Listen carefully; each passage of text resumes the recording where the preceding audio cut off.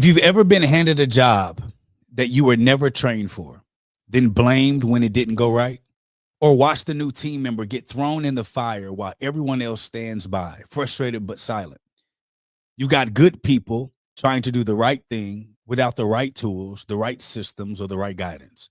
Then leadership calls for accountability, but there's no consistency, no data, no plan.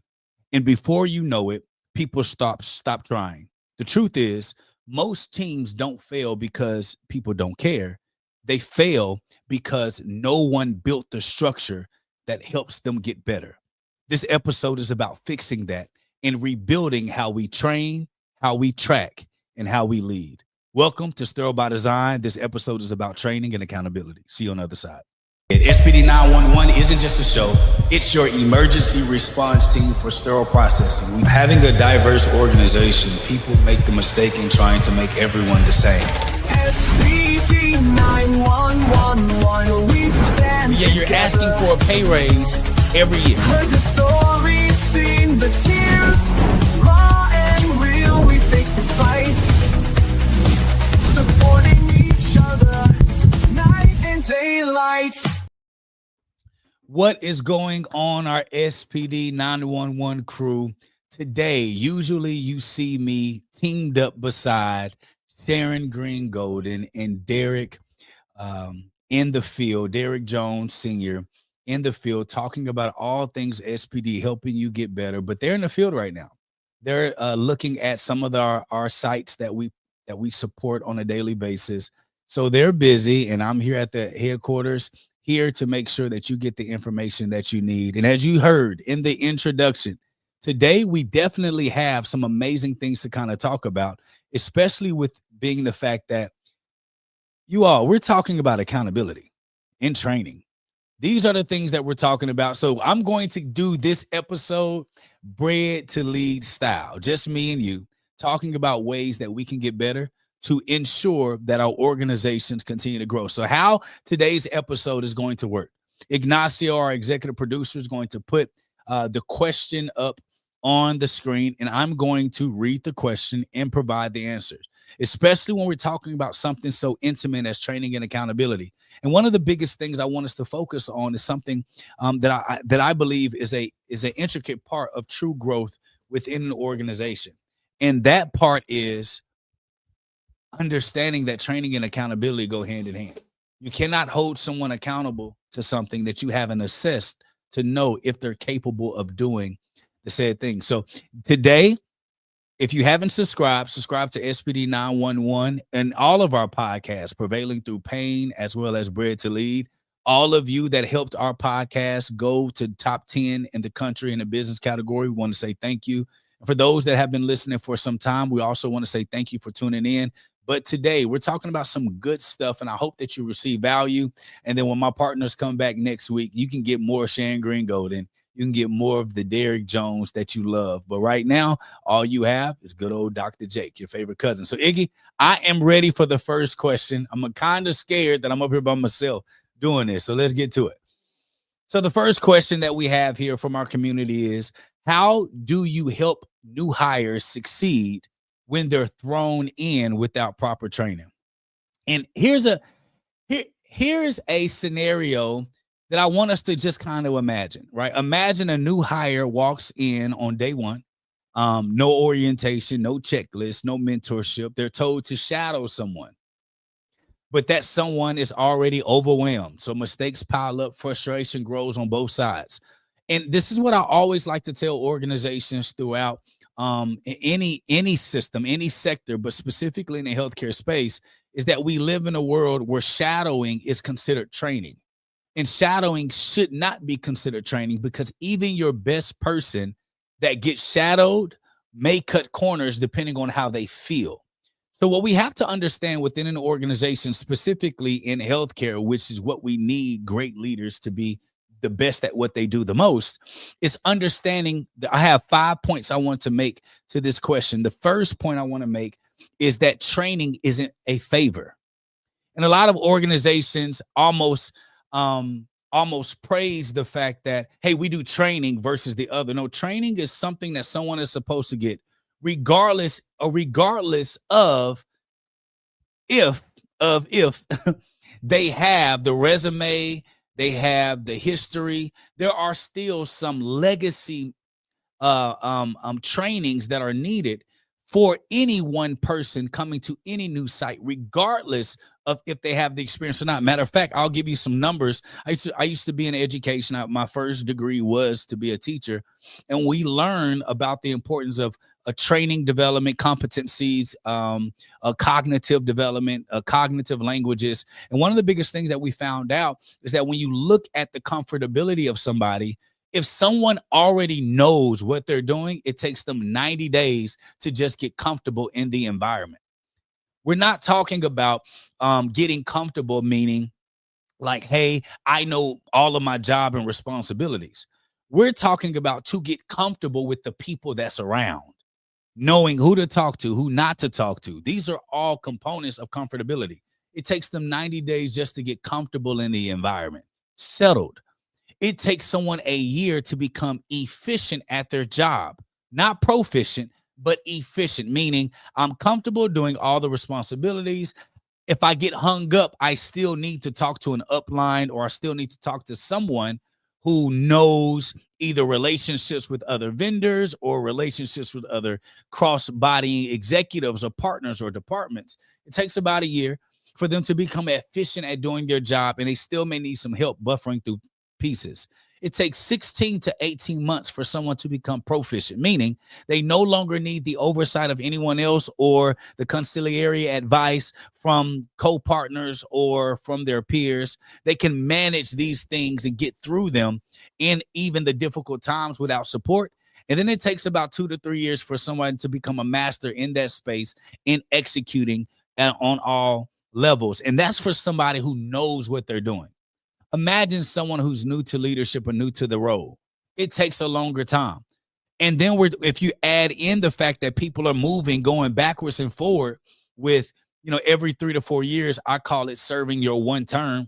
A lot of leaders in many organizations, no matter the sector, typically do a term. They go 3 to 4 years in one position before they feel like they need to move on, without considering the move on needs to be something of proven value. Mean you started something, you finished something, and they're still going to implement it before you're gone. So the very first thing that we have to understand is that training isn't a favor. It's the foundation of consistency.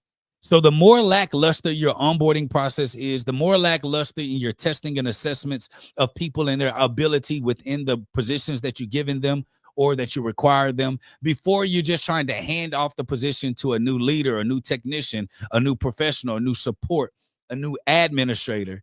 How about we go through the training process to really figure out if they can do what their resume says, and also what their true capabilities are, so that you're putting them in your organization the right way. It's needed for consistency. We cannot hold people accountable if we did not properly train them prior to taking on that full set of responsibilities. That's our job to make sure that it's there. Number two, the sink or swim culture doesn't build independence. It builds insecurity. So when you have a culture that's like, hey, either you sink or swim, it makes people overly cognitive about every little mistake they make. That's not a healthy environment to be in. So we're talking about, hey, just go shadow someone. Either they make it or they don't. We're looking for people that can pick up quick.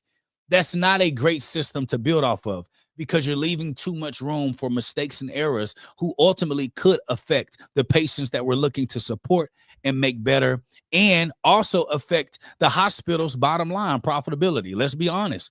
Hospitals are running businesses, and we all are a part of that ecosystem at some value or another. So when we talk about that sink or that swim culture, it doesn't build independence. It makes people fearful. It creates only a certain type of people that can survive in an organization. And if you notice, those cultures that have that sink or swim type of feeling, most of them, guess what, you all? Most of them are rude. They're angry all the time. Stress levels are high. And productivity in their organizations are not always the most efficient. So we always have to make sure that we realize that when we're onboarding, the question was, how do you help new hires succeed? I'm giving you discussion points that I want to knock out to make sure that you understand that training isn't a favor. Sink or swim culture does not build independence, and it's not scalable. 3, your leaders should assign a training buddy or a mentor for every new hire, meaning not someone you just go shadow here, you just go shadow there. Someone that you know is good, they're proven in developing in their training, and also a facilitator that's going to be going directly on the correct way to do things, not how they feel in that moment. So how is your onboarding process when you're hiring people? You have to understand that if I'm going to develop organization where people are independent of their job, I have to put an effort and an investment in their independence early on. If I baby them to get on, or I sink or swim them to get on, that's going to be the type of person that they are. You can't expect that person then to turn around and train someone when you just had them in a sink or swim onboarding process themselves. They become irritable. That's not a culture that you want. The fourth thing that I want you to pay attention to is that the build is simple. Repeatable trainings that outline every role and responsibility, that do the same thing over and over and over again. What makes the military great is that the military does the same thing over and over and over again. What makes certain sports teams so great, they do the same thing over and over and over again. They do their practices the same way over and over again. They expect the same result the same way over and over again. And those standards have to be set within the system that you're operating from, not from a place of shooting from the hip, which a lot of organizations struggle with. And then when we talk about how to help hires when they're thrown in with proper training, it's to understand, like, listen, we have to celebrate small wins early. We have to fix the problem that new hire is not getting the training that they need. So if I'm giving you an answer on, you need to go back to the basics and actually retrain everybody. Make sure everyone's on board, everybody's with the standards, and we have assessments that we do periodically that ensures that everyone in your organization knows what they're doing and when they're doing and how they're doing it.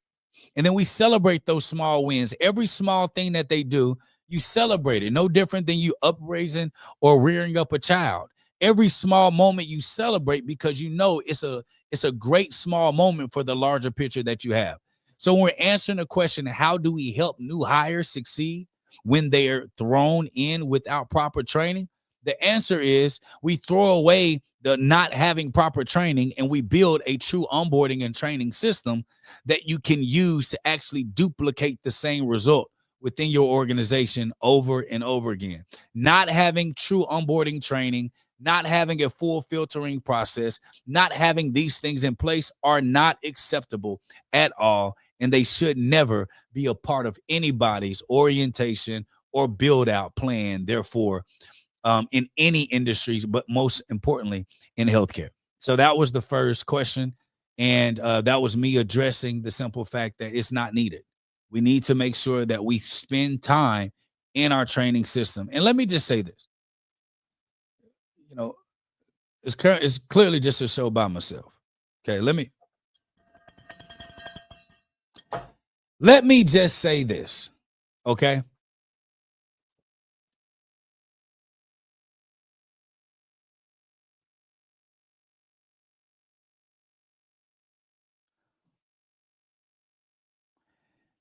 When you hire travelers to come in to your organization, some of them are better than your staff, but a good majority of them are the same level or mediocre from your current staff that you have.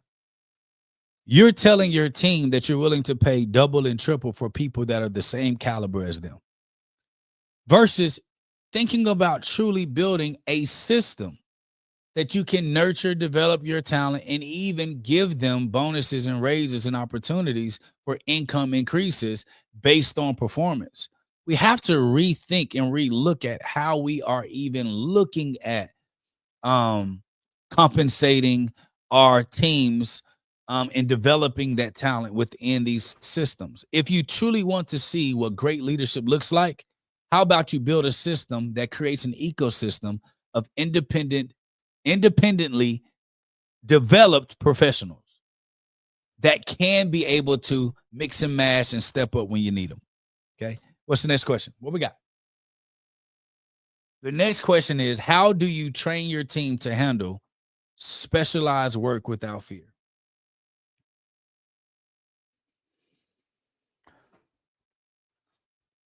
So I like to take a question and put it in a situation.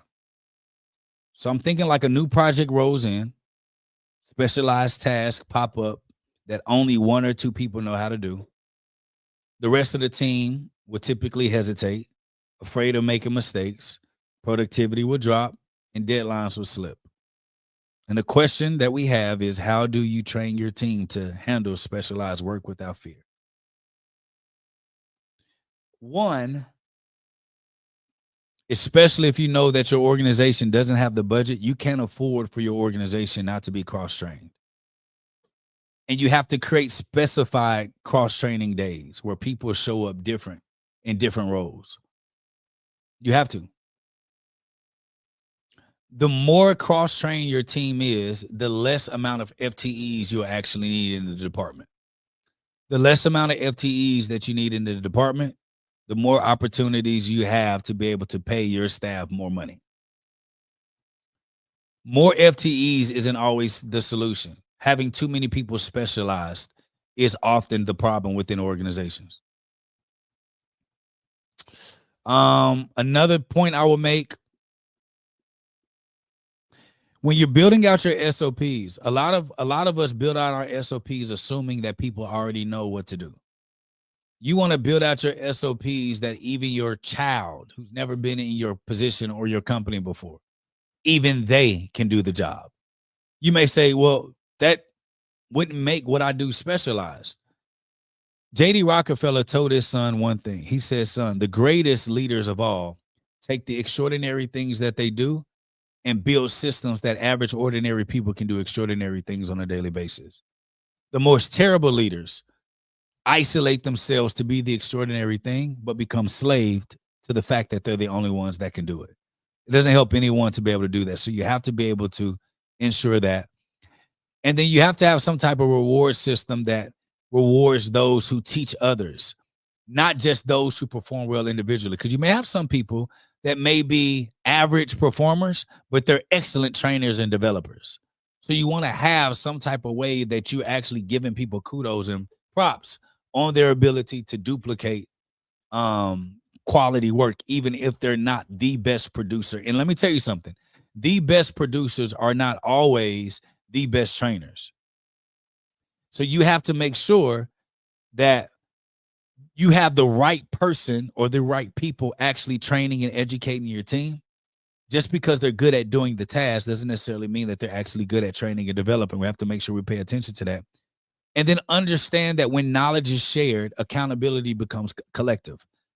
When you have an organization where you have a bunch of people with specialized positions and roles, now you allow for accountability to not have to be shared. It's put on one person.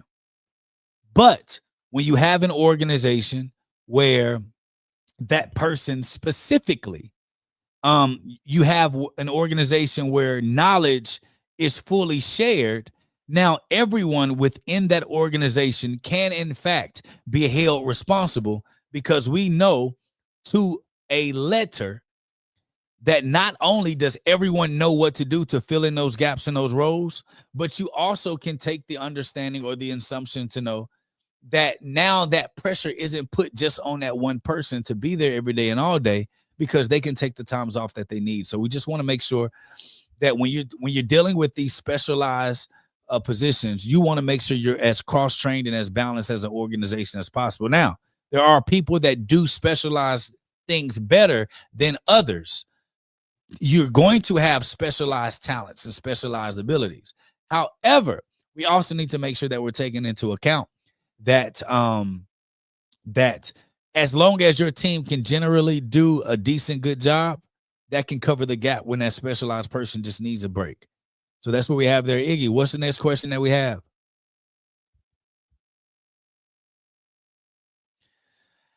How do you reduce reoccurring errors and stop the blame game?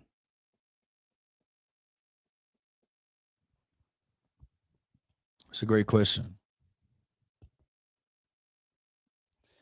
The very first thing that you have to do immediately is either adopt a system, get a system, build a system, that shows who did the error. I know our technology sterile by design. We know to a T inside the sterile processing department who made the error, when they made the error, and what error it was. Most people don't have access to technology like that or haven't explored our technology that can do that. So a manual process that you can do to fix that is to implement a handoff process. Clear, simple, and visible. And what we do, you can't hand off that shift or hand off that responsibility until you have 3 people sign. And I got this from banking. Imagine having a co-signer and the actual one that's like, okay, I witnessed it. So the person that's handing off that shift, all the responsibilities, all the things that happen, you sign, and all the things that happen before the incoming leader takes that shift handoff. That leader needs to walk you through all the areas and all the escalation points that they did before you sign off on that handoff sheet. Because if you did not witness it or see it yourself, how can you hold any one person accountable? So I see people even with a shift handoffs, and they'll write something, people will sign, they'll just hand it off. But the person that's saying yes to that handoff, you're the one taking responsibility or co-signing for what that leader before you was supposed to do. So you got to make those handoffs clear, simple, and you should do that at every level, from decon to assembly to your clinicals to your administrative roles. If someone else is coming in to fill my role for another shift, I should, in fact, have some type of handoff process so that they can be able to pick up where I left off, and we're both clear on where that moment was and who's responsible.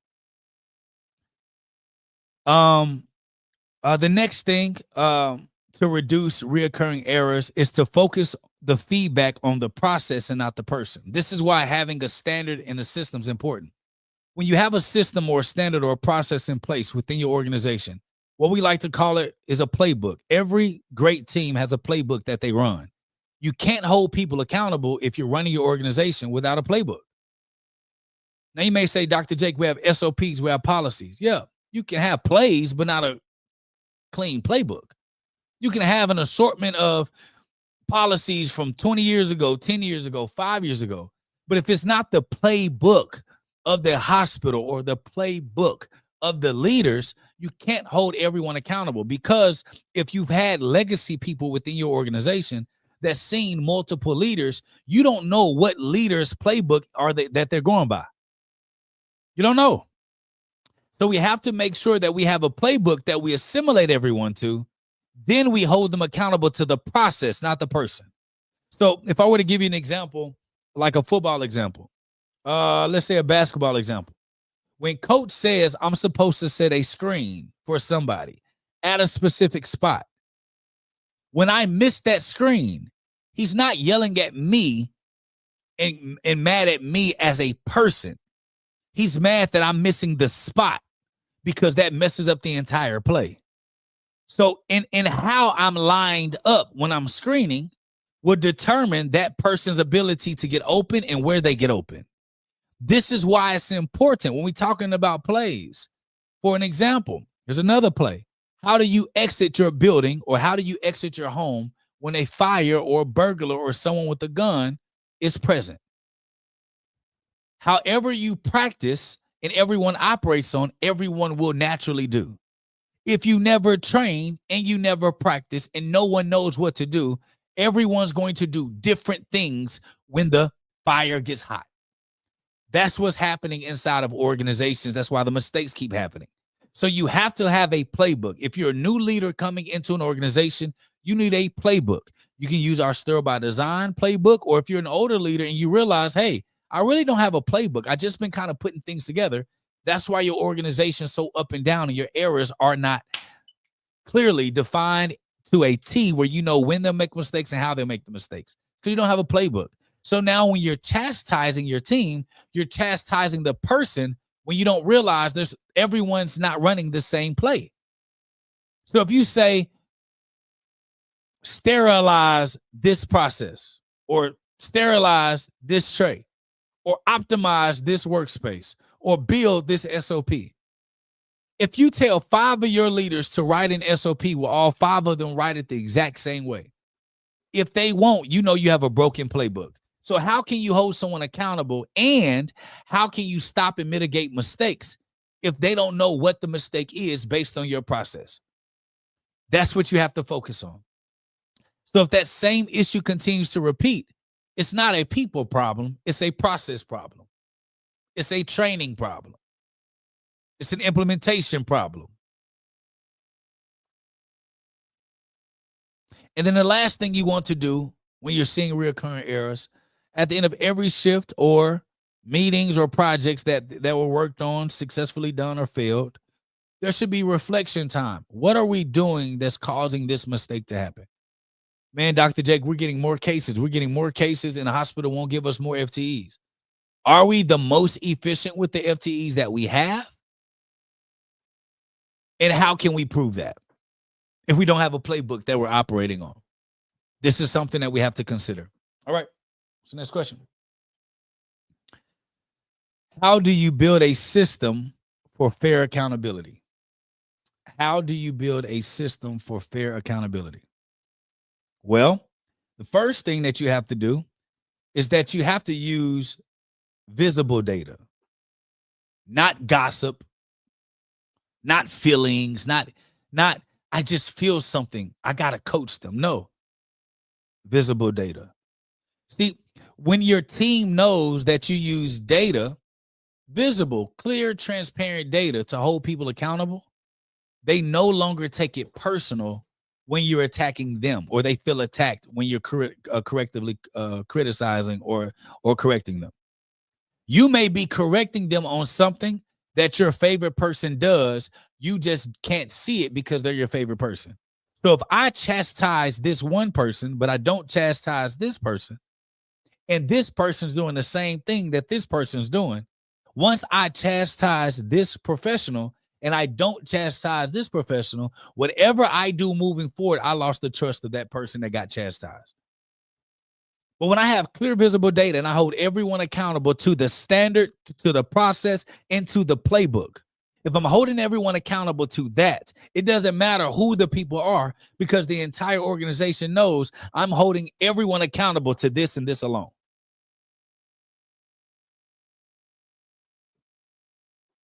Like in scriptures, it talks about how God is a respecter of principle, not person. That's why in the scripture it also says that the wealth of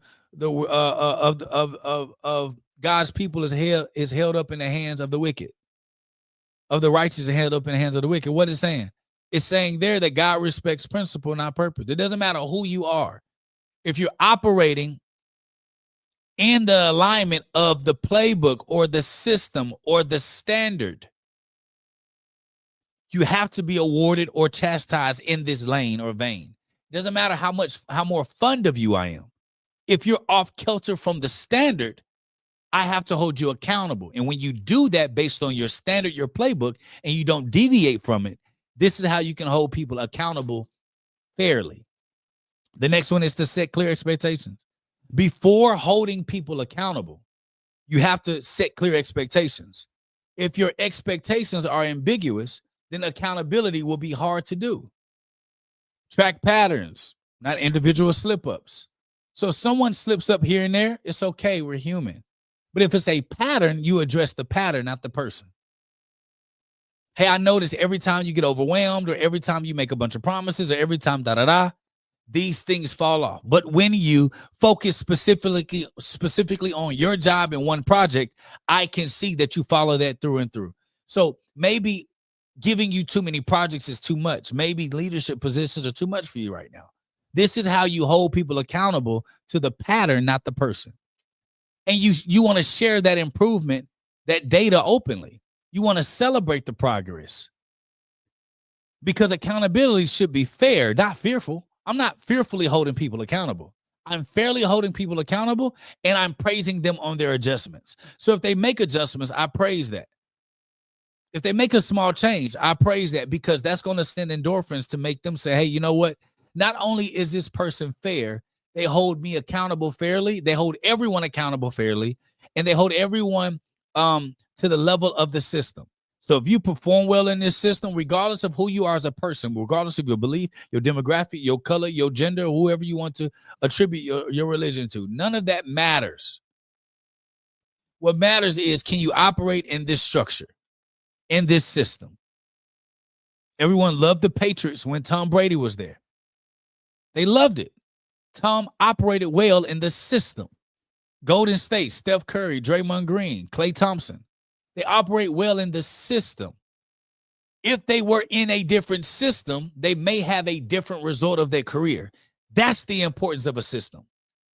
If you looked at the Phoenix Suns, they had amazing talent, but they didn't have a system everyone bought into. Everyone kind of did their own thing. Those organizations never win championships in their lane. All right. So go ahead. What's the last question? And the last question is, how do you build a culture of safety even when things are moving fast? I got a favorite song. And if you watch any of my podcasts, I always sing it. It's by NDRE. It says, slow down, baby. You're going too fast. You got your hands in the air and your feet on the gas. You about to wreck your future, running from the past. See, NDRE was telling the person that she was singing to slow down. Sometimes you got to be still. So when things are moving fast, sometimes we have to slow down to go faster. Build processes that prevent burnout. So if you see your system, once it gets to a certain point, it starts shaking. That means that your current infrastructure can't handle that scale. So sometimes we have to scale it down, rebuild the structure so that we can optimally not only grow and excel at scale, we can optimally maintain and manage at scale. Okay, it's important. Listen, training time should not be considered when someone is in trouble. Training should be a part of the culture. For an example, in sports, you train more than you play the game. Any person that plays the game more than they train, they typically do not fare well or fare long in a career or have a blissful career. So you have to build true training as a part of your process in your organization. You have to invest that time and commit to that time and stay with that time. You have to replace blame with consistency, with curiosity. That's how you build a culture of safety. What made this mistake possible? When someone makes a mistake versus getting on them, let's think about it. How did you come to making that decision? What was going on that made you skip these three processes when you know what to do? See, if I can figure out why they're making the mistake, maybe I can fix something in my process that wasn't naturally there that I can now train people on to stop that mistake moving forward. We should become curious as to why our organization or our people are making certain mistakes. Are we asking too much of them? Are we expecting too short of returns? Are we whatever that cadence is? Why don't we ask, why does this keep coming up?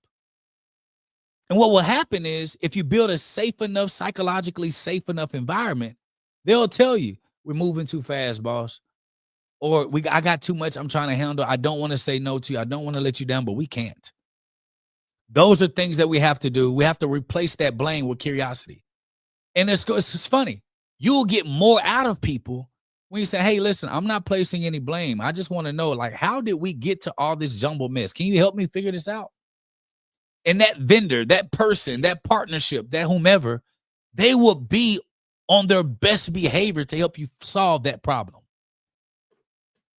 When people are making changes, we have to recognize the effort publicly. We hold everyone accountable to the process publicly, but we correct them directly, privately. That's how we build that culture of safety. Because a culture of safety starts with a leader willing to prioritize people over pace. That's one thing that's absolutely important. And I want to tell you this as a direct message to you. our SPD 911 Crusaders. If you're frustrated, you're not alone. Every great organization has been where you are right now, stuck between chaos and clarity. Training and accountability aren't punishments. They're the bridge between good intentions and great performance. So don't wait for permission to start small. Document one task. Teach one new person. Track one metric. And every time you do, you're building a culture that lasts. Because I want you to remember, accountability isn't about catching people. It's about coaching people up to who they're supposed to be. And sometimes the people you really need just need to hear from you that you need them.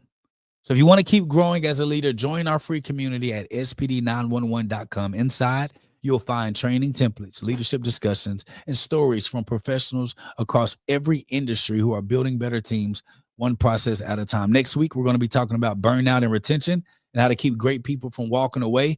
And if you have not noticed or you do not know, our number 8, our podcast, Bread to Lead, is now the number 8 business podcast in the entire country.